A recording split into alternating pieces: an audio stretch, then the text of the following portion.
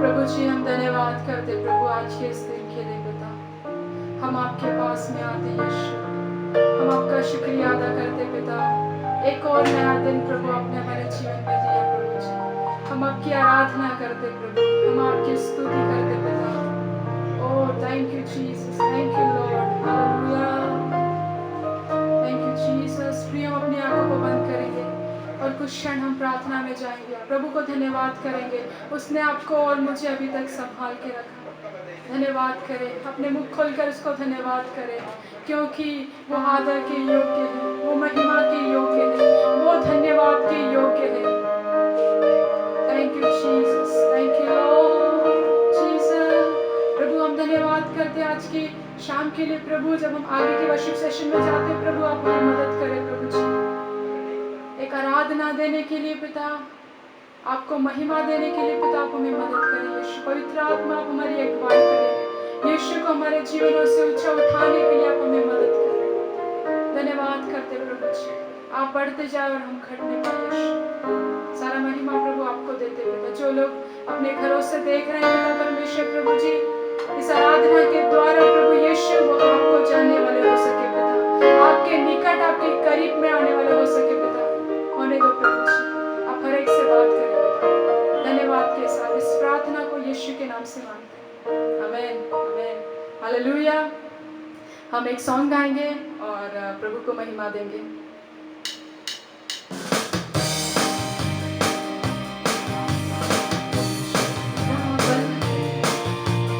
मैं न डरूंगा, परमेश्वर मेरा बल है।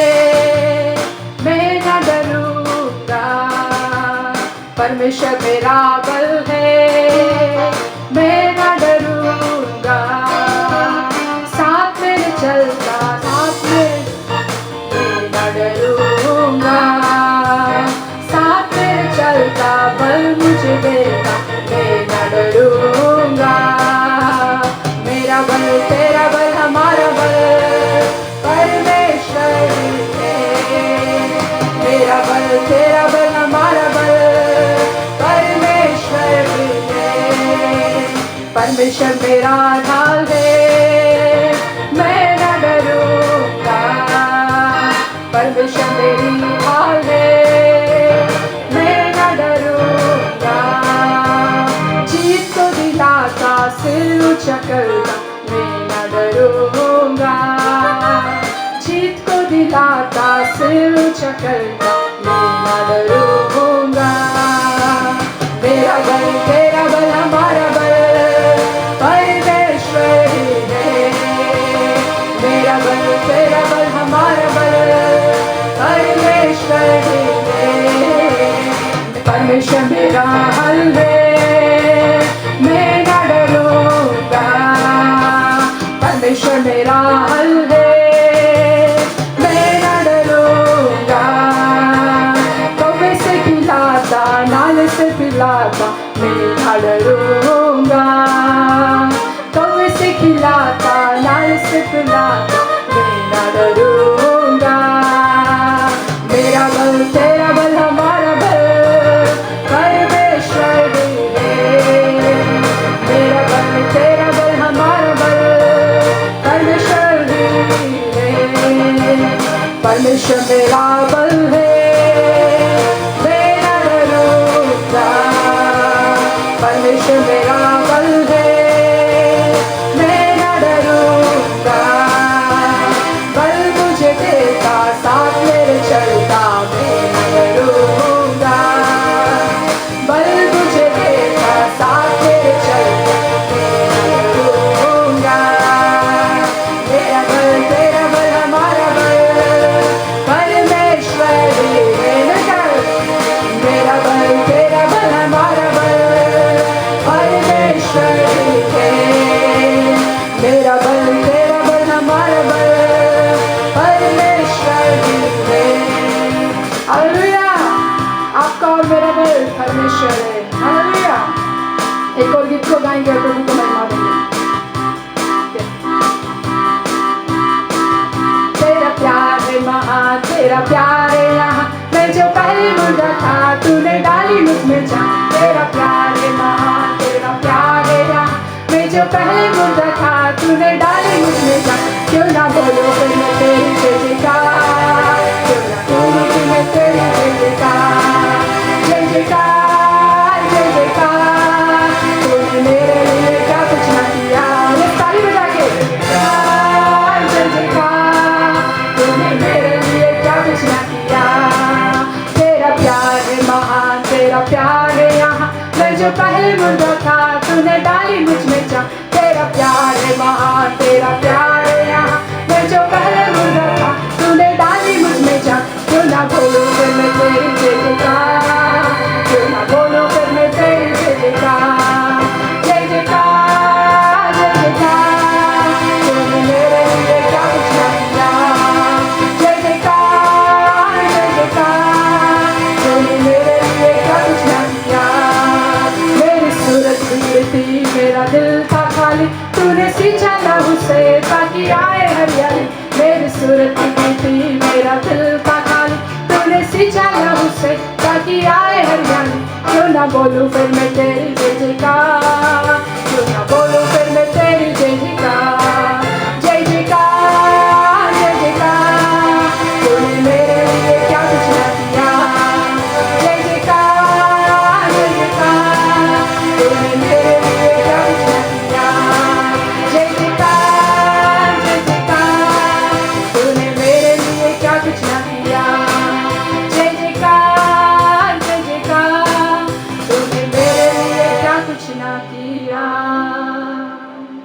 तेरा प्यार है महान, तेरा प्यार है,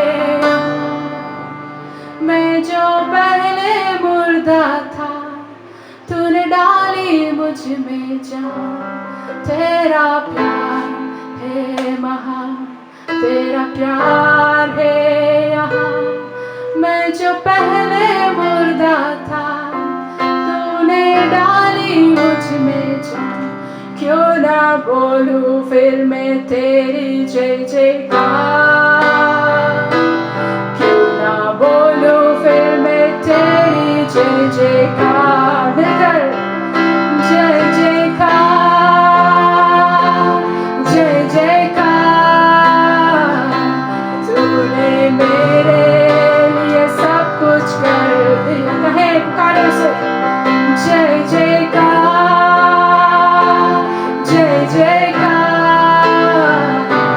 तूने मेरे लिए सब कुछ कर दिया, तूने मेरे लिए सब कुछ कर दिया। हाँ प्रियो, आज से 2020 साल पहले यीशु मसीह ने उस कलवरी क्रूस के ऊपर अपने आप को दे करके हमारे लिए सब कुछ पूरा कर दिया, हमारे लिए सब कुछ पूरा कर दिया। जैसे जैसे अब आपके जीवन में बोलते जाएंगे कि चंगाई मेरी है, शांति मेरी है, भरपूरी मेरी है, आप उस क्रूस से उन बातों को रिसीव करते जाएंगे, क्योंकि यीशु मसीह ने तो पूरा कर दिया है। लेकिन जब तक आप बोलेंगे, अंगीकार करेंगे, आप आपके जीवन में प्राप्ति कर पाएंगे। अगर आप किसी भी समस्या से होकर जा रहे होंगे, मुझे नहीं पता, किसी भी अगर कमी घटी से होकर जा रहे होंगे, मुझे नहीं पता, लेकिन आप यीशु को पुकारें और कहें, यीशु ने मेरे लिए सब कुछ कर दिया है, यीशु ने मेरे लिए सब कुछ कर दिया है। ओह जीसस, जय जय नाम यीशु नाम गाऊं मैं सुबह सा, जय जय नाम यीशु नाम गाऊं मैं सुबह सा, जय जय नाम यीशु नाम गाऊं मैं सुबह सा।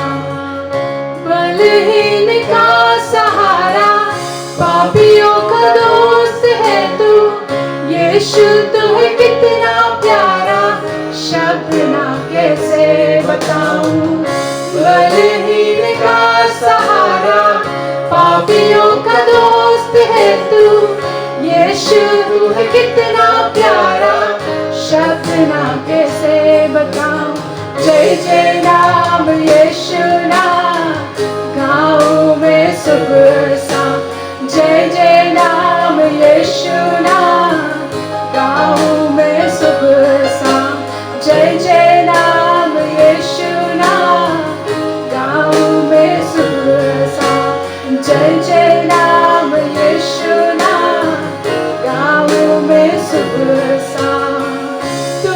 में बना रहूं तो अमृत फैलाऊं मैं, गाऊं तेरी जय सदा तो तुझ सा बन जाऊं मैं।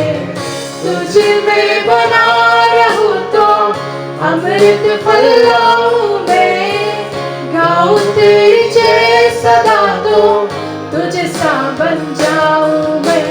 जय जय नाम यीशु नाम गाऊं मैं सुबह शाम, जय जय नाम यीशु नाम गाऊं मैं सुबह शाम, जय जय नाम यीशु नाम गाऊं मैं सुबह शाम, जय जय नाम यीशु नाम गाऊं मैं सुबह शाम। हर सुबह हर शाम गाएंगे यीशु नाम, हर सुबह हर शाम गाएंगे यीशु नाम, यीशु नाम यीशु नाम यीशु नाम, यीशु नाम यीशु नाम यीशु नाम, हर सुबह हर शाम गाएंगे यीशु नाम, हर सुबह हर शाम गाएंगे यीशु नाम। Yes, Jesus, hallelujah। हाँ प्रभु जी, हम आपका धन्यवाद करते हैं। हर सुबह हर शाम यीशु होने दो प्रभु, हम आपके चेहरे को देखने पाए। यीशु, हमारी मुलाकात आपसे होने दो प्रभु। जिस प्रकार प्रभु आप सुबह के समय शाम के समय प्रभु अपने पिता से मिलने के लिए चाहते थे और घंटों घंटों बिता करके प्रभु पिता की इच्छा को जानते थे, होने दो प्रभु हमें से हर एक विश्वासी भाई और बहन प्रभु जो आज इन दिनों में अपने घरों में है, लॉकडाउन में है पिता परमेश्वर प्रभु, होने दो प्रभु उनकी हर सुबह के समय हर शाम के समय प्रभु यीशु आपसे मुलाकात हो जाने पाए, यीशु आपसे मुलाकात हो जाने पाए। क्योंकि प्रभु हम जानते हैं प्रभु वो जो सामरी स्त्री थी वो उसकी मुलाकात यीशु से हो गई, यीशु से हो गई तो वो चुप नहीं रह पाई, वो चुप नहीं रह पाई, वो गई अपने शहर के अंदर और उसने शहर के अंदर पूरे शहर के अंदर बता दिया कि मैं आज एक उस व्यक्ति से मिली हूँ जिसने मेरे जीवन के बारे में सब कुछ बता दिया।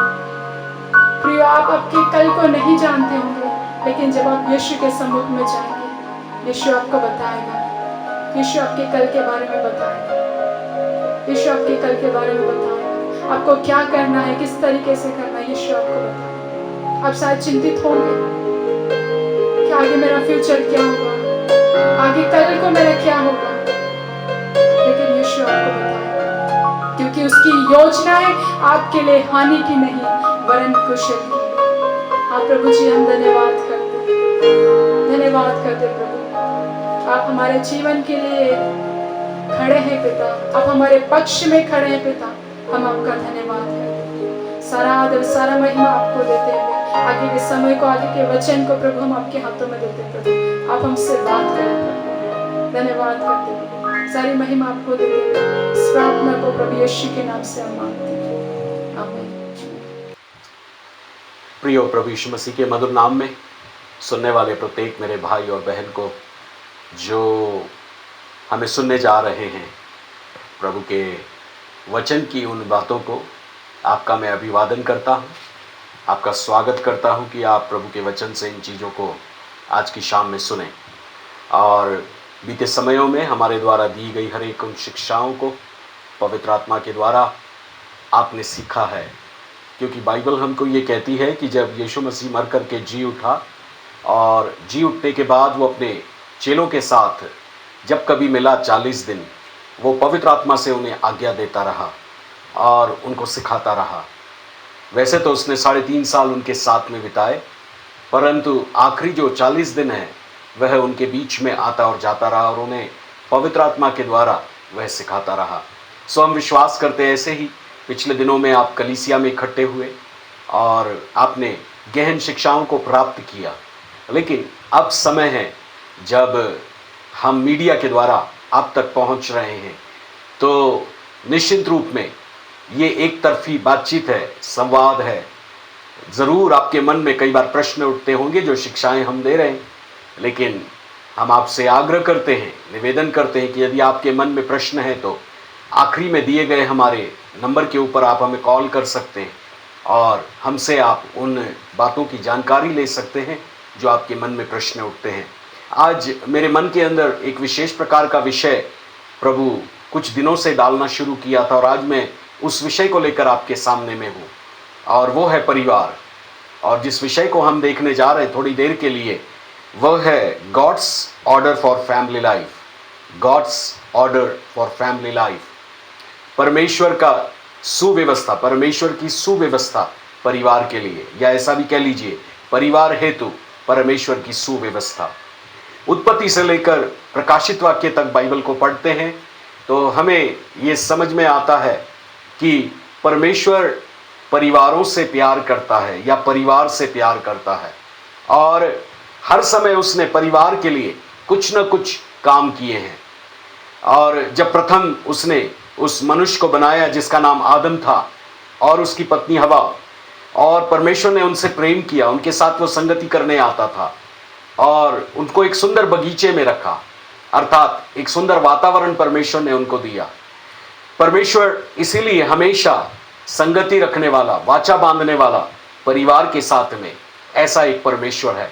सो आप भी यदि परिवार आपके पास है, आपकी पत्नी है, आपका पति है, आपके बच्चे हैं, तो एक बात मैं आपको ये कहना चाहता हूं कि परमेश्वर आपके साथ होकर वाचा बांधना चाहता है, और उस वाचा में वो कुछ आपके अंदर और आपके द्वारा काम करना चाहता है।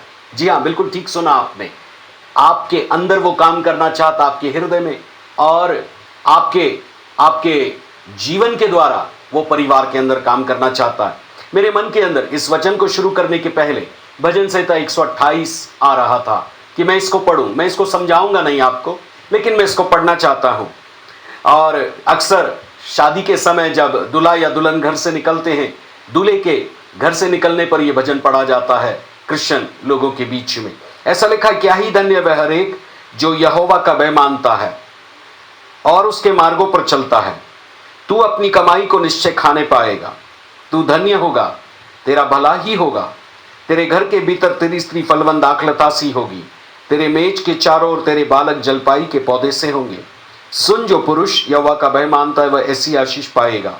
यहोवा तुझे सिय्योन से आशीष देवे और तू जीवन भर यरूशलेम का कुशल देखता रहे, वरन तू अपने नाती और पोतों को देखने पाए, इज़राइल को शांति मिले। ये भजन पूरा एक व्यक्ति के प्रभु के भय मानने के ऊपर, उसकी पत्नी और उसके बच्चे आशीषित होते हैं, और वो एक नहीं परंतु 3 पीढ़ियों को देखने पाता है। तो सबसे प्रमुख बात हमको जो देखने के लिए मिलती है, आदम के बगीचे में जो पारिवारिक जीवन शुरू हुआ, और 4थे अध्याय उत्पत्ति की पुस्तक के अंदर में उनके परमेश्वर ने उनको बच्चों से आशीषित किया, आदम और हवा को। कैन हुआ, हाबिल हुआ।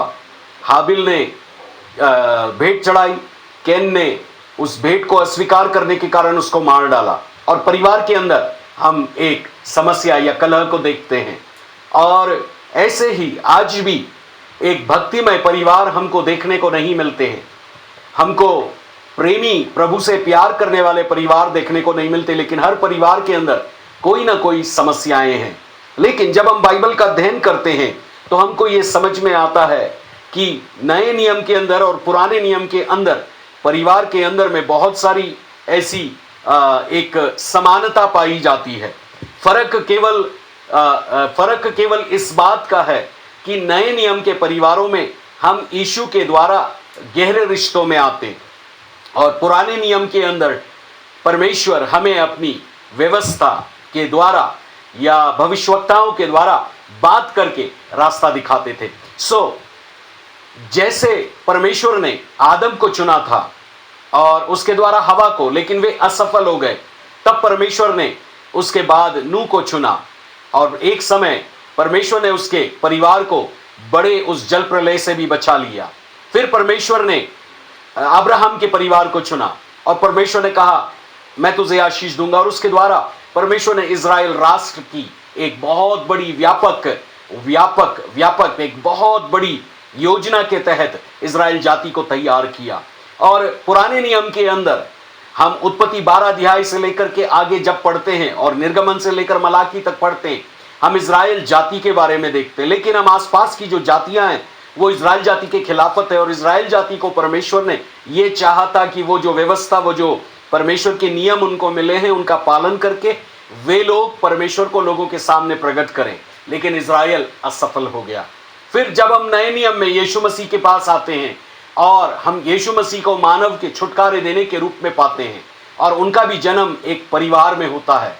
माता मरियम एक कुंवारी होकर उनको जन्म देती है, और उसके पश्चात इस परिवार के अंदर यूसुफ एक धर्मी व्यक्ति है, प्रभु का भय मानने वाला है, प्रभु से स्वप्नों से बात करता है। मरियम एक मनन करने वाली स्त्री है। और यीशु मसीह जब इस दुनिया में आए तब यीशु के बाद उनके और भी भाई बहन हुए। तो यीशु मसीह अपने भाई बहनों के साथ पाले पोसे और बड़े किए गए। इसका मतलब यह है कि परमेश्वर वाचा को हर परिवार के साथ बांधता है, और उनके द्वारा जो संतानें उत्पन्न होती है, बेटे और बेटियां, और जब वे यीशु को ग्रहण करते हैं तब वे परमेश्वर के बेटे और बेटियां होकर परमेश्वर की संतान बन जाते हैं।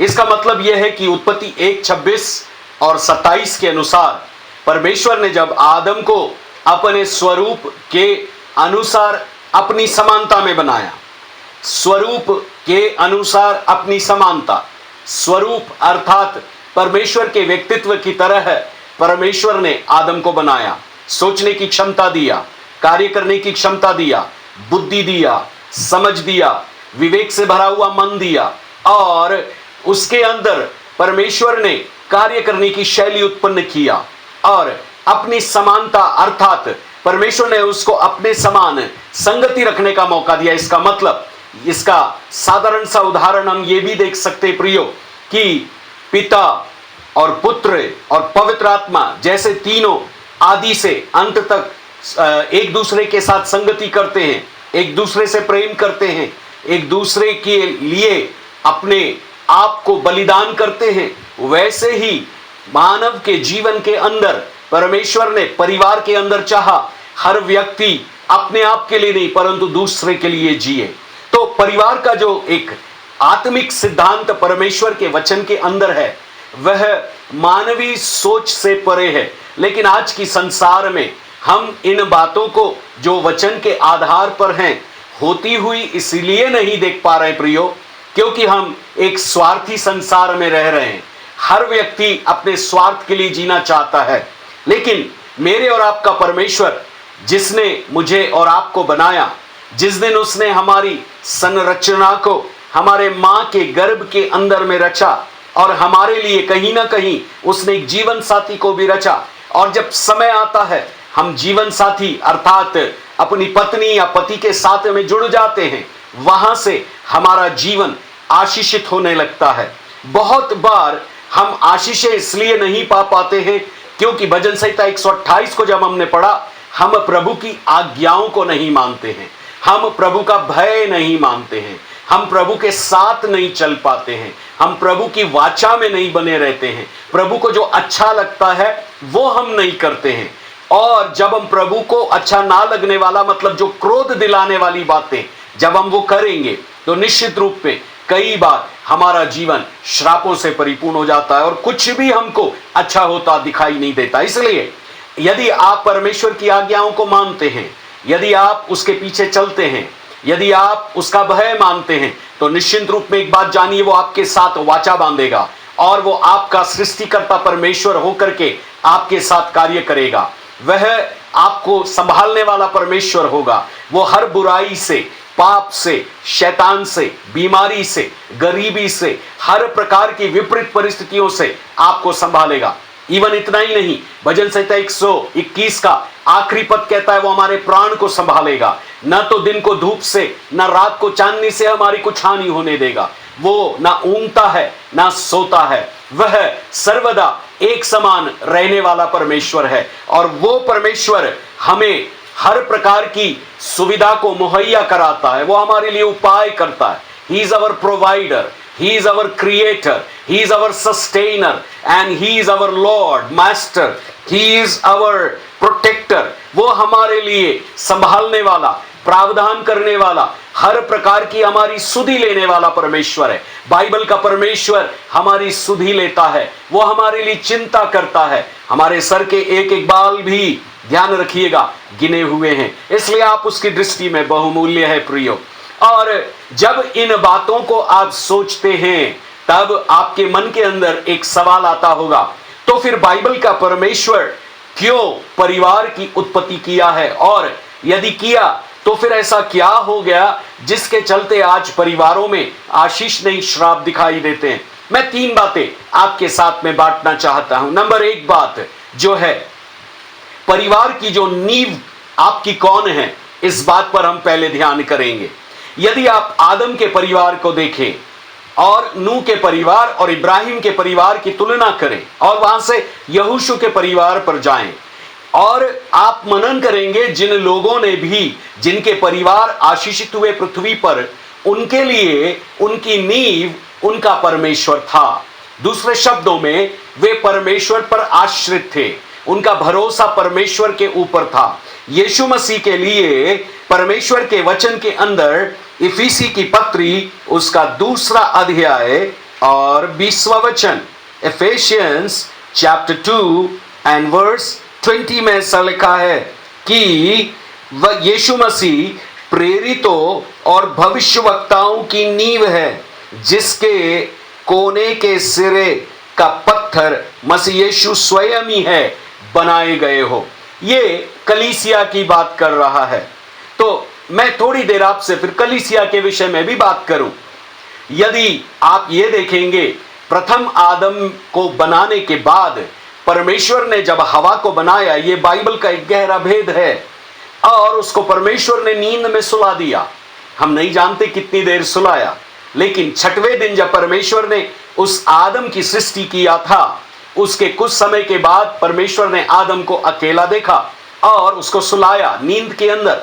और आदम जब सो गया तब परमेश्वर ने उसकी पसली निकालकर उसमें से एक स्त्री को बनाया, और ये स्त्री उसकी पत्नी कहलाई। आदम जब नींद से जाग उठा तब ये कहता है, मेरी हड्डी में की हड्डी, मेरे मांस में की मांस है, मैं नर हूं, ये नारी है। और तब परमेश्वर ने कहा कि इसलिए मनुष्य अपने माता पिता को छोड़कर अपने पत्नी से मिला रहेगा और वे दोनों एक तन होंगे। इसका मतलब यह है, पारिवारिक जीवन की शुरुआत अदन के बगीचे में होती है, और परमेश्वर ने, वहां माता पिता तो नहीं थे, फिर भी परमेश्वर ने कहा कि मनुष्य अपने माता पिता को छोड़कर अपनी पत्नी से मिला रहेगा और वे दोनों एक तन होंगे। इसका मतलब पारिवारिक जीवन की शुरुआत इस बात में होती है कि परमेश्वर सृष्टि करता है, परमेश्वर परिवार को बनाने वाला है, परमेश्वर परिवार को चलाने वाला है, परमेश्वर परिवार को संभालने वाला है, परमेश्वर परिवार को दिशा दिखाने वाला है, और परमेश्वर परिवार से प्रेम करने वाला। हालेलुया। तो जब हम नए नियम में आते, यीशु मसीह को हम क्रूस पर देखते हैं, क्योंकि आदम की जो संतान थी उन्होंने पाप किया परमेश्वर के विरुद्ध, और पाप पूरी दुनिया में छा गया और मनुष्य जीवन में श्राप आ गया। लेकिन यीशु जब क्रूस पर थे, उनकी पसली में जब उन्होंने ये कहा, हे पिता मैं अपनी आत्मा तेरे हाथ में सौंप देता हूं, और प्राण त्याग दिए, तब ऐसा लिखा है प्रभु के वचन के अंदर में कि उस सैनिक ने बर्छा लिया और लेकर उनकी पसली में मारा, और वहां से पानी और लहू निकला। दूसरे शब्दों में, वहां से हरेक मानव जाति के लिए जो पारिवारिक जीवन है उसकी नई शुरुआत होती है। तो दूसरे शब्दों में मैं ऐसा कहूंगा, वहां से कलीसिया भी प्रारंभ होती है, यीशु मसीह के उस जगह से जहां पसली में भाला मारा गया। तो 2 बातें वहां से प्रारंभ होती है, पारिवारिक जीवन जो टूट गया था, एक नया पारिवारिक जीवन, और कलीसियाई जीवन जो पहले नहीं था, क्योंकि इज़राइल फेल हो गई परमेश्वर के जाति के रूप में। अब प्रभु एक नई जाति को खड़ा किया और वो कलीसिया है। इसलिए कलीसिया कुछ और नहीं, चर्च कुछ और नहीं, परंतु परिवारों का परिवार है, फैमिलीज ऑफ फैमिली है। सारे परिवार ढेर सारे घराने के रूप में जब एकत्रित होते हैं वो कलीसिया कहलाती है, और उन सब का स्वामी यीशु मसीह है जिसने उसको खरीदा है। तो परिवार का जो मुख्य नींव है वो यीशु मसीह है। पुराने नियम के अंदर अब्बा पिता परमेश्वर थे, लेकिन जब तक यीशु मानव बन करके नहीं आए तब तक अब्बा पिता उस परिवार की नींव थे। लेकिन जब यीशु इस दुनिया में आए, अब परिवार की नींव यीशु मसीह है। इसलिए अदन के बगीचे में जो पारिवारिक जीवन प्रारंभ हुआ, उसमें परमेश्वर ने आदम और हवा को आशीष दिया था। उनसे कहा था, फूलो फलो, पृथ्वी में भर जाओ और पृथ्वी को अपने वश में कर लो।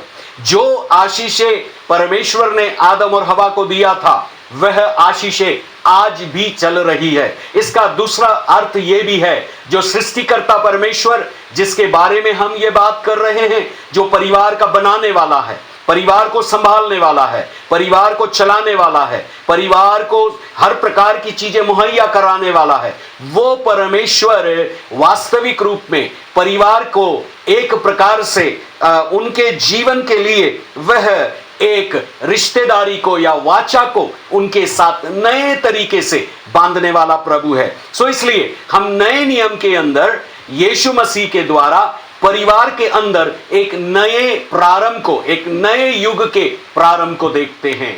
इसी कारण जब मैं प्रभु के वचन इफिसियों की पत्री 5वें अध्याय में पढ़ता हूं, 22 पद से लेकर लगभग 33 पद तक, तब पौलुस कलीसिया, चर्च और परिवार के भेद को प्रकट करते हैं।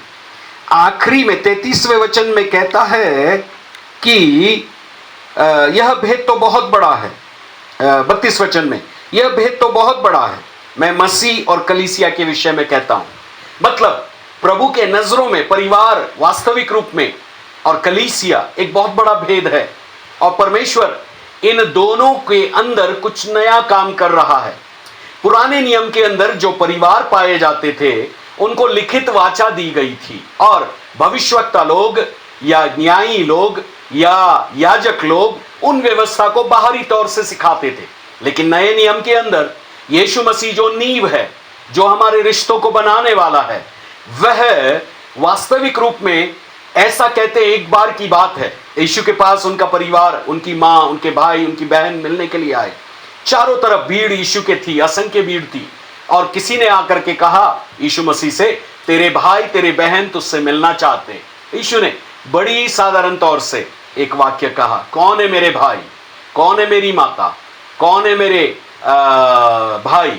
और यीशु कहते हैं, जो मेरे वचन को सुनते हैं और मानते हैं और जो परमेश्वर की इच्छा पूरी करते हैं, वे मेरी माँ हैं, वो मेरे भाई है, वो मेरी बहन है। यीशु मसीह ने दूसरे शब्दों में कलीसिया के रूप में एक नए रिश्तों को वहां पर कायम किया। लेकिन मैं आपसे बात कर रहा हूं, जब परिवार के अंदर यीशु मसीह नींव है, तो हर एक परिवार, या जब कभी कोई दूल्हा किसी दुल्हन से शादी करता है और वे पति पत्नी के रूप में बन जाते हैं, यीशु उनका मध्यस्थ होता है, यीशु उनको जोड़ने वाला है। मैं आपके लिए पढ़ना चाहता हूं मलाकी की पुस्तक से, और फिर मैं इफिसी की पुस्तक में आपको ले जाना चाहूंगा। पुराने नियम में भी परमेश्वर परिवार को जोड़ने वाला था, और नए नियम में भी परमेश्वर जब कभी विवाह होता है तो परिवारों के बीच वो साक्षी होता है। और मलाकी इसको बड़े अद्भुत ढंग से लिखता है। 2 अध्याय का 14 पद, the book of Malachi, Malachi की पुस्तक, उसका 2 अध्याय और उसके 14वें वचन में परमेश्वर ऐसा कहता है। परमेश्वर यहां कहता है, इसलिए क्योंकि यहोवा तेरे और तेरे उस जवानी की संगनी और ब्याई हुई स्त्री के बीच साक्षी हुआ था। यहोवा परमेश्वर तेरे और तेरी जवानी की जो संगनी है, तेरी पत्नी है, उसके बीच में वह विटनेस या साक्षी हुआ था। और ऐसा लिखा है, और जिससे तूने विश्वासघात किया। इसका मतलब कई परिवार के अंदर पति लोग पत्नी का विश्वासघात करते और उनको त्याग पत्र देते। ये बात उस संदर्भ में लिखी गई है। 15 वचन क्या कहता है? क्या उसने एक ही को नहीं बनाया कि जबकि और भी आत्माएं उसके पास थी? एक ही को क्यों बनाया? इसलिए कि वह परमेश्वर के योग्य संतान चाहता है। इसलिए तुम अपनी आत्मा के विषय में चौकस रहो। तुम में से कोई अपनी जवानी की स्त्री से विश्वासघात ना करे, क्योंकि इज़राइल का परमेश्वर यहोवा यूं कहता है, मैं स्त्री त्याग से घृणा करता हूं, अर्थात मैं डाइवोर्स से घृणा करता हूं, और मैं उससे भी जो वस्त्र को उपद्रव से ढांपता है। इसलिए तुम अपनी आत्मा के विषय में चौकस रहो और विश्वासघात मत करो, सेनाओं का यहोवा ये कहता है। दूसरे शब्दों में, परमेश्वर जब साक्षी होता है, चाहे पुराने नियम की शादी हो या नए नियम की, परमेश्वर ये बात इसलिए कहना चाहता है, परमेश्वर कभी भी परिवार टूटने से खुश नहीं होता है। परमेश्वर कभी भी पति पत्नी के बीच में जब समस्याएं होती है, छोटी छोटी चीजों को लेकर, वो खुश नहीं होता है। हाँ, बाइबल तलाक के विषय में एक बात जरूर कहती है। जब कभी कोई व्यक्ति, मत्ती 19 अध्याय के अंदर में लिखा है कि जब कभी कोई पुरुष या स्त्री शादी के बाहर शारीरिक संबंधों में जाते हैं तो वो व्यभिचार कहलाता है। ऐसे व्यभिचार के चलते बाइबल हमें तलाक देने के लिए अनुमति देती है। लेकिन यदि छोटी छोटी चीज को लेकर, मैं पिछले दिनों में न्यूज़पेपर पढ़ रहा था, पिछले साल बैंगलोर के अंदर में एक परिवार के बीच इसलिए तलाक हुआ क्योंकि उनकी जो पत्नी थी वह केवल इडली सांभर या दक्षिण भारत का व्यंजन या भोजन बनाती थी, और वो रोज इडली सांभर डोसा बनाती थी, और पति को कभी और भारतीय दूसरे व्यंजन चाहिए थे, और पत्नी ने बोला मैं इसके अलावा कुछ नहीं बनाऊंगी, और उनके बीच में तलाक हो गया। कई बार ऐसे कई परिवारों की घटनाएं, एक परिवार के बारे में और मैंने न्यूज़पेपर में पढ़ा, वहां पर उन दोनों की फोन के चलते लड़ाई हो गई। दोनों एडवोकेट थे, पति भी एडवोकेट था, अधिवक्ता था, और पत्नी भी एडवोकेट थी। एक बार पति जो है वह नहाने गया और किसी का फोन आया, और वो महिला का फोन था। उसकी पत्नी ने उठाया, और जब उठाया बातचीत हुई। थोड़ी देर के बाद वो फोन का लॉक खुला तो उन्होंने अपने पति के वो सारे फोटोज को देखे जो वो कहीं घूमने गए थे, और एक उनके मन के अंदर संदेह हुआ। तो पत्नी कभी भी पति के फोन को नहीं छूती थी, और पति ने डांट के रखा था मेरे फोन को नहीं छूना, और ना पत्नी अपने पति के फोन को छूती थी। लेकिन ये छोटी सी बात एक आगे चलकर इतनी बढ़ गई, दोनों के बीच में तलाक हो गया। मेरे प्रियो, आज जिस आधुनिक संसार में हम रह रहे हैं, यहां एक व्यक्ति, दूसरा व्यक्ति जो पति पत्नी के रूप में एक नया परिवार बना है, वो छोटी छोटी बातों के चलते तलाक ले लेते हैं। लेकिन मैं यह आपको कहना चाहता हूं, जो मसीही लोग हैं, जिन्होंने यीशु को अपनी नींव माना है, नींव मानने का मतलब है यीशु उनका सृष्टिकर्ता है, यीशु उनका जोड़ने वाला है। क्योंकि मत्ती 19 अध्याय के अंदर जो मैं बातें आपको बोल रहा था, प्रभु यीशु मसीह से एक बार तलाक की बात हो रही थी, और प्रभु ने मत्ती 19 अध्याय के अंदर तलाक के विषय में तो साफ मना कर दिया। तो यीशु मसीह से जब उनकी बातचीत हो रही थी, और उनका यह कहना था, मूसा ने कहा है पुराने नियम के अंदर कि हम स्त्री को किसी भी कारण से तलाक दे सकते हैं, तब परमेश्वर के पुत्र यीशु मसीह ने ऐसा कहा कि शुरू में ऐसा नहीं था। यदि मूसा ने तुमको कहा है तो तुम्हारे मन की कठोरता के कारण कहा है। इसका मतलब है यीशु का यह कथन था। हम पढ़ते हैं मत्ती 19 अध्याय के अंदर में, यीशु ने कहा, तब फरीसी उसकी परीक्षा करने के लिए, 3 वचन से, मैथ्यू चैप्टर 19 वर्स 3, 19 का 3, तब फरीसी उसकी परीक्षा करने के लिए उसके पास आकर कहने लगे, क्या हर एक कारण से अपनी पत्नी को त्यागना उचित है? उसने उत्तर दिया, क्या तुमने नहीं पढ़ा, जिसने उन्हें बनाया उसने आरंभ से नर और नारी करके बनाया। इस कारण मनुष्य अपने माता पिता से अलग होकर अपनी पत्नी के साथ रहेगा, और वे दोनों एक तन होंगे। अतः वे अब 2 नहीं परंतु एक तन हैं। इसलिए जिसे परमेश्वर ने जोड़ा है उसे मनुष्य अलग ना करे। उन्होंने उससे कहा, तो फिर मूसा ने यह क्यों ठहराया कि त्यागपत्र देकर उसे छोड़ दें? यीशु ने उनसे कहा, मूसा ने तुम्हारे मन की कठोरता के कारण तुम्हें अपनी पत्नी को छोड़ देने की आज्ञा दी, परंतु आरंभ से ऐसा नहीं था। मैं तुमसे कहता हूं, जो कोई व्यभिचार को छोड़ किसी कारण से अपनी पत्नी को त्याग कर दूसरे से विवाह करे तो व्यभिचार करता है, और उस छोड़ी हुई से जो विवाह करे वह भी व्यभिचार करता है। दूसरे शब्दों में यीशु ने साफ मना कर दिया कि मन की कठोरता ही है जो आज भी तलाक को लेकर के आ रही है या डाइवोर्स को लेकर आ रही है। अमेरिका के अंदर में डाइवोर्स की जो एक सीमा है वह बहुत अति है। हमारे भारत देश में कम है, लेकिन मैं प्रभु का धन्यवाद करता हूं, हमारे भारत देश के अंदर जो परिवारों की संस्कृति है वो बेहतर है और देशों की अपेक्षा। लेकिन कुछ चीजों में भारत देश को सुधार की जरूरत है। परिवार के अंदर में कुछ चीजें जानने की जरूरत है। यदि आप सबोपदेशक 4:12 पढ़ेंगे, वहां कहता है, जो डोरी 3 धागों से बटी है वो जल्दी नहीं टूटती। इसका मतलब पति पत्नी को जोड़ने वाला यीशु मसीह है। इसलिए मैं इफिसी की पत्री 5वें अध्याय में जो आयत एक बार प्रभु ने मेरे से बहुत गहराई से बात किया था जब मैं एक शादी देने वाला था, और वो आयत इस प्रकार कहती है, 30वें वचन में लिखा है, बल्कि मैं 29 से पढ़ूंगा। क्योंकि किसी ने भी कभी अपने शरीर से बैर नहीं रखा, वरन उसका पालन पोषण करता है, जैसा मसीह भी कलीसिया के साथ करता है, इसीलिए हम उसकी देह के अंग है। और फिर 31 कहता है, इस कारण मनुष्य अपने माता पिता को छोड़कर अपनी पत्नी से मिला रहेगा और वे दोनों एक तन होंगे। हम उसकी देह के अंग है। ये शब्द बड़ा गहरा है। हर एक स्त्री और पुरुष शादी के पहले यदि वे प्रभु की शिक्षाओं को मानते हैं, प्रभु को अपना मुक्तिदाता उद्धारकर्ता करके ग्रहण करते हैं, प्रभु के साथ चलने का संकल्प लेते हैं, तो वे दुनिया की हर गंदगी से, अभिलाषाओं से, हर प्रकार के पाप में वातावरण से सुरक्षित रहकर एक पवित्र जीवन में जुड़ने के लिए कामना करते हैं। क्योंकि मैं आपको एक आयत और याद दिलाना चाहता हूं जो आज के समय में बहुत प्रचलित है, प्री मैरिटल सेक्स। दूसरे शब्दों में शादी के पूर्व जीवन यापन करना किसी के साथ में, या उसको आज की भाषा में लिविंग रिलेशनशिप भी कहते हैं। और उस समय बाइबल के अंदर में इसके लिए साफ मनाही की गई। आप जितने भाई बहन जो नौजवान हैं मुझे सुनते हैं, आप मुझे ध्यान से सुने। इब्रानी 13:4 कहता है, विवाह सब में आदर की बात समझी जाए और बिछौना निष्कलंक रहे। अंग्रेजी का न्यू लिविंग ट्रांसलेशन ऐसा कहता है, give honour to marriage and remain faithful to one another in marriage.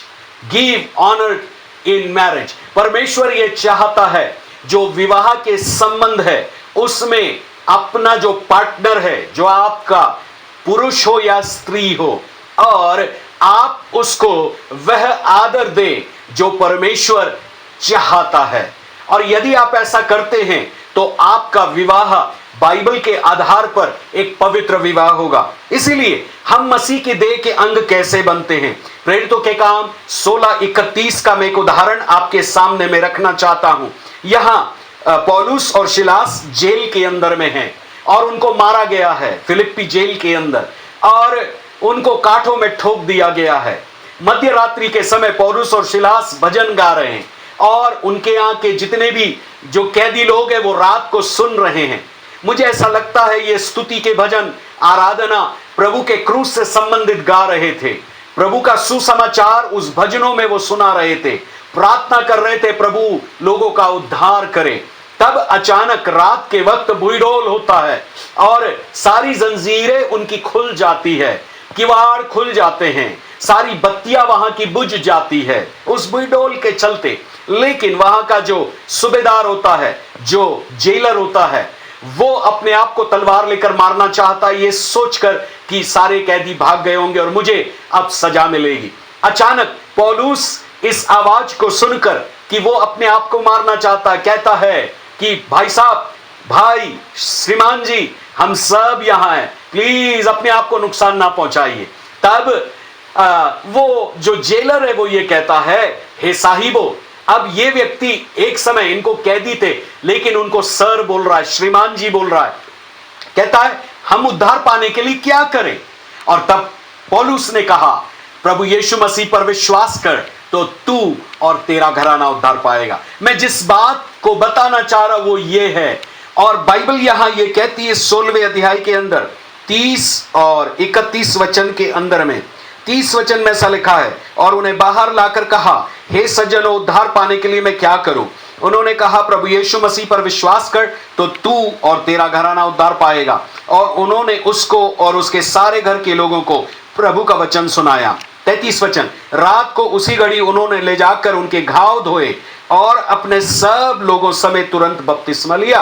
और 34 पद, तब उसने उन्हें अपने घर ले जाकर उनके आगे भोजन रखा और सारे घराने समेत परमेश्वर पर विश्वास करके आनंद किया। दूसरे शब्दों में हम ऐसा कहें, उद्धार उस घर के अंदर आ गया। हालेलुया, उद्धार उस घर के अंदर आ गया। जक्कई भी एक ऐसा व्यक्ति था यीशु मसीह के दिनों में, एक बार यीशु को देखने की इच्छा रखता था, पेड़ पर चढ़ गया, लेकिन प्रभु ने उसका नाम पुकारा, बोले नीचे उतरा, मैं तेरे घर में जाऊंगा, तेरे साथ भोजन करूंगा। और जब वहां यीशु आए, यीशु के साथ वो सारे टैक्स कलेक्टर्स लोग आए, चुंगी लेने वाले लोग, और उसने खड़े होकर के अचानक बोला कि प्रभु, मैं अपनी गलतियों को मानता हूं, जिससे मैंने लिया है उसको मैं कई गुना फेर देता हूं। और प्रभु ने कहा, इस घर में आज उद्धार आया। इसका मतलब यह है, यदि आपकी शादी हो गई है और आप शादी के पूर्व विश्वासी नहीं थे, लेकिन अब यदि आप यीशु को ग्रहण करते, तो ये प्रभु की मनसा है कि ना केवल पति ग्रहण करे, ना केवल पत्नी ग्रहण करे, ना केवल बच्चे ग्रहण करे,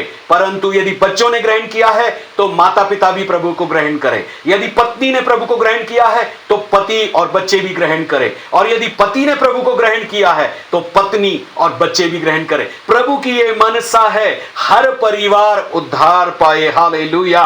कुरनेलियुस का परिवार एक बहुत बड़ा परिवार था, प्रेरितों के काम 10 अध्याय के अंदर, और ये अन्य जाति परिवार था, ये इटली का एक परिवार था, ये भी एक बहुत बड़ी पोस्ट पर सूबेदार था, और इसके अंडर में कम से कम 10,000 सैनिक लोग आते थे। लेकिन ये प्रभु का जब भय मानता था, एक समय उपवास किया, प्रभु की खोज करने लगा एक दोपहर के समय, और तब स्वर्गदूत का दर्शन उसको मिला, और लिखा है कुरनेलियुस ने उस स्वर्गदूत से जब बातचीत हुई, कुरनेलियुस डर गया। डरने के बाद परमेश्वर के स्वर्गदूत ने बोला, पतरस को बुला ले। तो उसने पतरस को बुलाया 2 सिपाही को बेचकर, और पतरस आया, प्रभु का वचन प्रचार किया, यीशु के द्वारा पापों की माफी के बारे में बताया, और जैसे ही उन्होंने अपने पापों का अंगीकार किया, वचन के अंदर लिखा है वे पवित्र आत्मा से भर गए और भविष्यवाणी करने लगे। पूरा परिवार उद्धार पाया। हालेलुया। इसका मतलब हर परिवार के अंदर प्रभु ये चाहते हैं उनकी वो नींव बन जाए, उनके रिश्तों की नींव बन जाए, उनके हर एक योजनाओं की नींव बन जाए, हर एक उनकी सोचों की नींव बन जाए। और एक परिवार के अंदर में, जैसे हम लॉकडाउन में इन दिनों में हैं, तो यदि आपके परिवार ने यीशु को ग्रहण नहीं किया है, मैं आपको ये नेवता देता हूं, प्लीज अपने हृदय को खोलिए। इसी प्रेरितों के काम 16 के 14 में लिखा है, प्रभु ने लुदिया के मन को खोला ताकि वो पौलुस की बातों को सुने, और पौलुस ने उसको सुसमाचार सुनाया, और उसने और उसके पूरे घराने ने उद्धार पाया। प्रेरितों के काम की पुस्तक को जब कभी हम पढ़ते हैं, हम पूरे घराने का उद्धार होते हुए देखते हैं। तो कुरनेलियुस के बारे में पतरस ने कहा कि वो पूरा घराना उद्धार पाएगा, ऐसा प्रभु के उस स्वर्गदूत ने उसको संदेश दिया था। अब मेरा सवाल यह है आप सुनने वालों से, आपके परिवार का यदि उद्धार किसी एक व्यक्ति का नहीं हुआ है तो आप क्या करेंगे? पहला कार्य जो आपको करना है वो है, आपके मन में उद्धार ना पाए हुए पार्टनर के लिए या बच्चों के लिए बोझ आना चाहिए। मेरे परिवार की यदि मैं बात करूं, जब मेरे बच्चे छोटे थे तब मैं उनको प्रार्थना सिखाता था, प्रभु के वचन से उनको सिखाता था, और मैं प्रभु से व्यक्तिगत तौर से यह प्रार्थना करता था कि मेरे एक बेटा जो पहले था, फिर बाद में दूसरा बेटा हुआ, वे ठीक समय पर यीशु को ग्रहण करें, वे अपना हृदय खोलें, वे प्रभु के पास आए। और ठीक प्रभु ने मेरी प्रार्थनाओं को सुनकर समय पर उन बच्चों के हृदय को खोला, उन्होंने यीशु को ग्रहण किया, उन्होंने बपतिस्मा लिया और प्रभु के पीछे चलना शुरू किए। तो मैं रोमियो की पुस्तक से आपके लिए एक आयत पढ़ना चाहता हूं, जहां पौलुस जो है ये कहता है कि हमारे मन की उमंग ये होना चाहिए कि जो लोग उद्धार नहीं पाए हैं वो लोग उद्धार पाए। 10 का 1 रोमन्स 10:1, हे भाइयों, मेरे मन की अभिलाषा और उनके लिए परमेश्वर से मेरी प्रार्थना है कि वे उद्धार पाए। हालेलुया, कि वे उद्धार पाए। और यीशु मसीह भी जब इस दुनिया में आया था, जब जब लोगों से बात करते थे, तब तब उनकी ये मनसा होती थी। यूहन्ना 8 अध्याय को जब मैं पिछले दिनों में पढ़ रहा था, तो वहां पर काफी लोगों ने विरोध किया यीशु की बातों का, लेकिन यीशु उनको ये बोलते हैं कि मैं तुमसे ये सब इसलिए कह रहा हूं ताकि तुम्हारा उद्धार हो। और दूसरे शब्दों में मैं ये कहना चाहता हूं, प्रत्येक जन जिसके मन के अंदर ये अभिलाषा, एक अच्छी अभिलाषा उत्पन्न हो जाती है, और वो अच्छी अभिलाषा ये है कि कोई जन उद्धार पाए। आपके मोहल्ले के लोगों के लिए आपके अंदर अभिलाषा आना चाहिए। आपके परिवार के अंदर पत्नी के लिए उद्धार पाई नहीं है तो अभिलाषा आना चाहिए। आपके पति के अंदर यदि उद्धार नहीं पाया तो अभिलाषा आना चाहिए। आपके बच्चे यदि प्रभु को ग्रहण नहीं किए तो अभिलाषा आना चाहिए। मैं एक दिन एक सर्वे को पढ़ रहा था। अमेरिका के अंदर में कुछ फादर्स और पास्टर्स इकट्ठे हुए। उन्होंने इस बात का सर्वे किया कि कितनी उम्र में लोग आसानी से यीशु को ग्रहण करते हैं। सर्वे शुरू हुआ जो 60 साल या 70 साल के ऊपर थे, उनमें मात्र 2% लोग ऐसे निकले जिन्होंने यीशु को ग्रहण किया उनकी 60 साल या 70 साल की उम्र के बाद। फिर जिन लोगों की उम्र 40 साल से ऊपर और 60 साल के अंदर में है, करीब 10% लोग ऐसे निकले जिन लोगों ने 40 से 60 के बीच में प्रभु को ग्रहण किया। फिर उस स्लॉट को उन्होंने लिया जिसमें लगभग 20 वर्ष से लेकर के तो 40 वर्ष तक। तब उसके अंदर में लगभग 40 से 50% ऐसे लोग थे जिन्होंने 20 साल के बाद और लगभग 40 साल के अंदर प्रभु को ग्रहण किया। आखिरी में उन्होंने 3 साल से लेकर लगभग 20 साल तक के लोगों को पूछा और उसका आंकड़ा चौंकाने वाला था। वो ये कहते हैं कि लगभग उस समय में 90% लोगों ने, जब वो 3 साल के थे तब उन्होंने ये निर्णय लिया कि वो यीशु उनका उद्धारकर्ता बन जाए। सच में मैं भी इस बात का साक्षी हूं।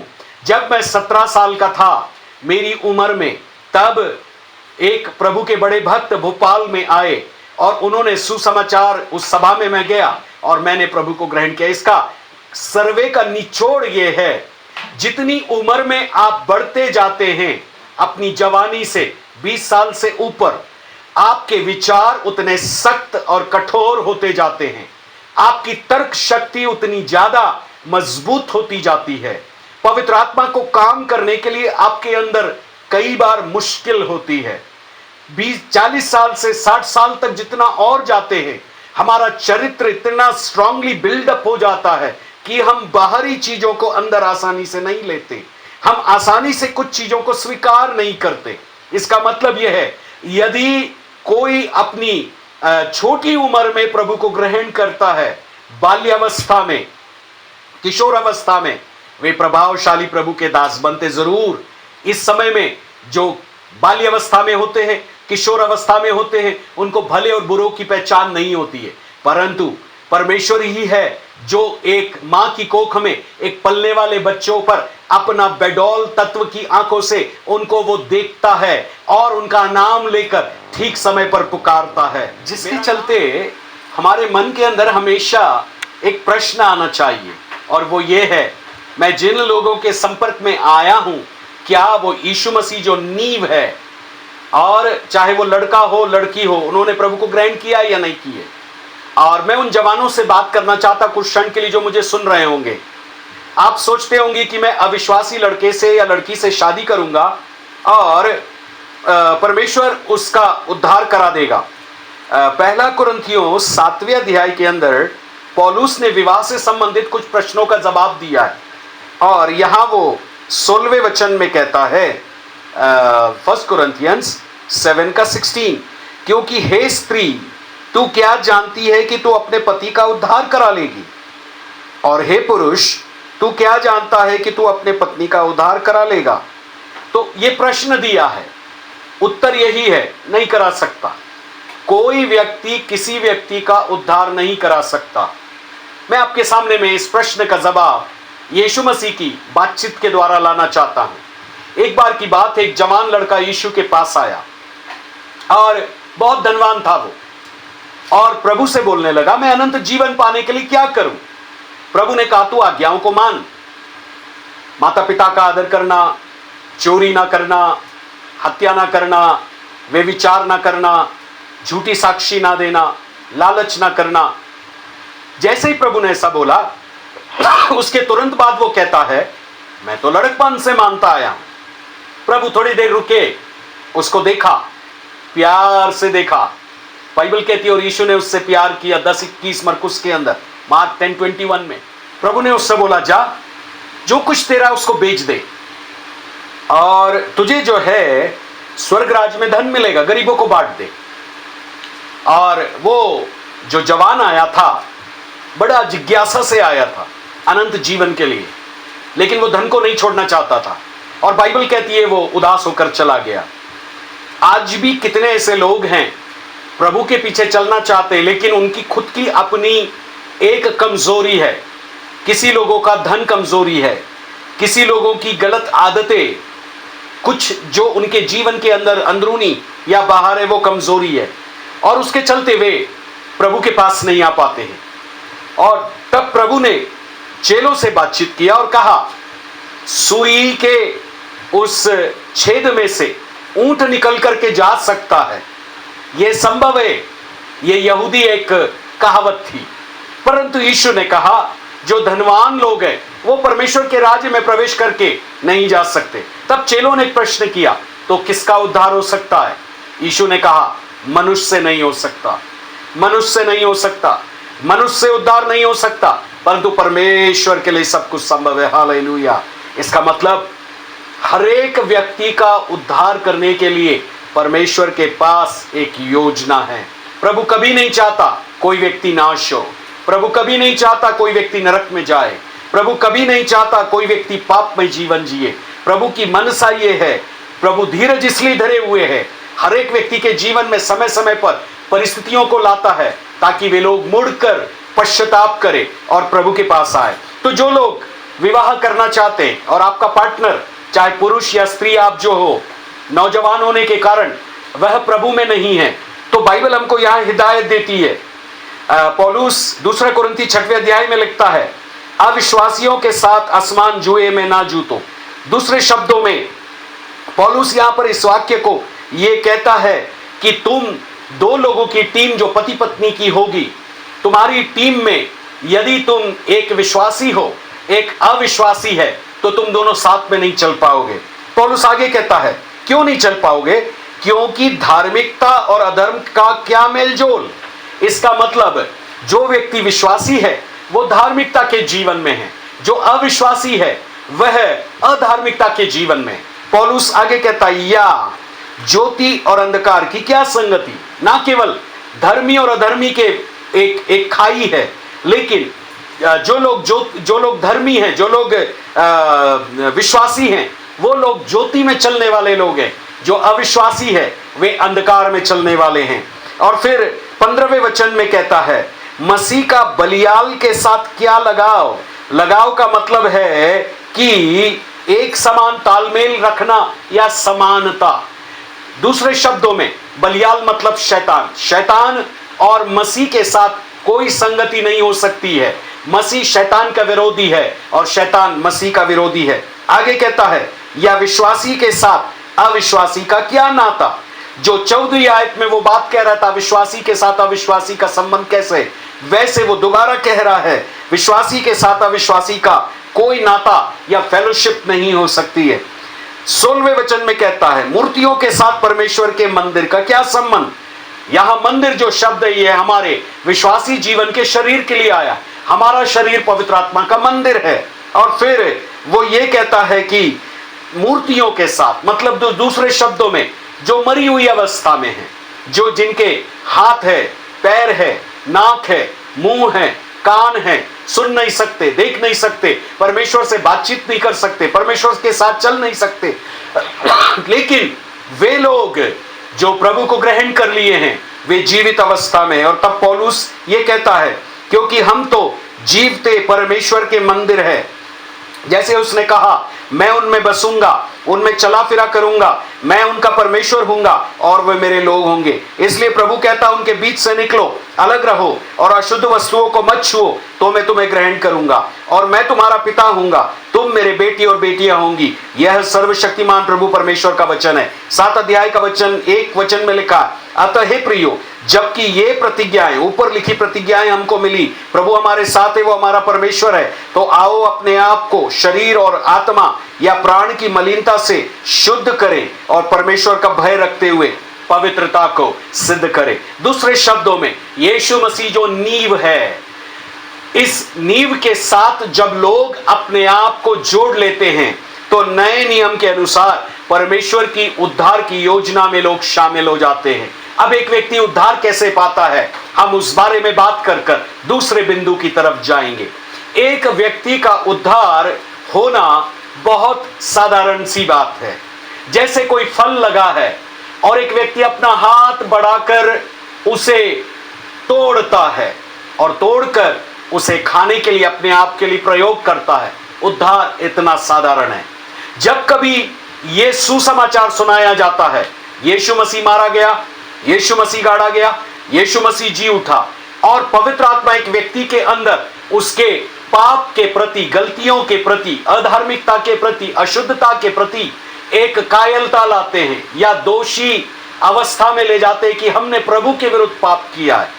तब रोमियो की पुस्तक के अनुसार वचन हमारे हृदय में आ जाता है, वो हमारे मुंह में आ जाता है, वो हमारे मन में होता है कि यीशु मारा गया, यीशु गाड़ा गया, यीशु जी उठा। और तब पौलुस ये कहता है, जब कोई ये कहता है उसके बाद एक व्यक्ति अपने मन से विश्वास करता है, अर्थात पवित्र आत्मा उसको यीशु के प्रति विश्वास देता है और यीशु उसको अनुग्रह देता है और वो अपने मुंह से ये कहने लगता है, अंगीकार करने लगता है, परमेश्वर पिता ने यीशु को मुर्दों में से जिलाया, मैं इस बात को मानता हूं और अपना जीवन उसको देता हूं। एक प्रश्न आएगा, यदि आप बहुत सारी चीजों के पीछे चलने वाले हैं तो क्या यीशु भी उनमें का एक है? मैं कहूंगा बिल्कुल भी नहीं।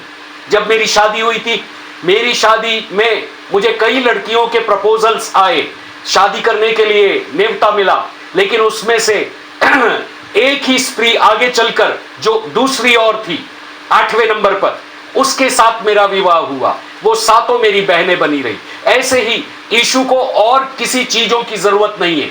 वो सृष्टि करता है, वो बुद्धि देने वाला है, वो परिवार में संपन्नता देने वाला है, वो चंगा करने वाला प्रभु है, वो ज्ञान का सोता है, वो अनंत जीवन का सोता है, वो आपके जीवन में धन संपत्ति को देने वाला है, मरने के बाद अनंत जीवन देने वाला है। वह सुपर बाजार है, उसके पास आपको सब कुछ मिलेगा। उस केवल यीशु नाम को जब आप पुकारते हैं, बाइबल कहती है जब आप यीशु नाम को पुकारते हैं वो आपको उद्धार दे देता है। तो उद्धार पाना इतना आसान है मेरे प्रियो। आप जितने लोगों ने यीशु को प्रभु करके आज तक नहीं माना, चाहे आप पति हो शादीशुदा, पत्नी हो शादीशुदा, या आप बच्चे हो, या आप नौजवान हो, या आप शादी करने के लिए चाह रहे हो, निश्चित रूप में यह सवाल आपके मन में आना चाहिए, मैं एक विश्वासी लड़की से शादी करूंगा। प्यार हमेशा अंधा होता है, इसलिए प्यार में मत जाइए। प्यार में सुंदरता को आप देख सकते हैं, लेकिन यदि आप एक ऐसे पार्टनर से शादी करते हैं जो प्रभु को प्यार करने वाला, आपका जीवन आशीषों से भर जाएगा। पिछले दिनों में एक परिवार का, हमारे चर्च के, मुझे एक प्रकार से उनको सलाह देने का मौका मिला। वो लड़की जिनकी शादी होने वाली थी, उनके बीच में और लड़के के परिवार के बीच में कुछ कहा सुनी हो गई और बहुत सारी बातों से वो लोग गुजरे। मैंने उस लड़की को एक ही वाक्य कहा जो हमारी कलीसिया के थी, जो लड़का आपको प्यार, जो यीशु को प्यार नहीं करता है, वो आपको प्यार नहीं कर पाएगा। फिर एक और परिवार में पति पत्नी के बीच में जब समस्याएं हो गई, मैंने एक सलाह उनको दिया, आप दोनों जन यदि प्रभु से प्यार करना शुरू करेंगे तो आपका परिवार बेहतर हो जाएगा। और प्रभु को प्यार करना अर्थात प्रभु यीशु को अपनी नींव के रूप में लेना। सो मेरा पहला बिंदु आपके लिए यही था।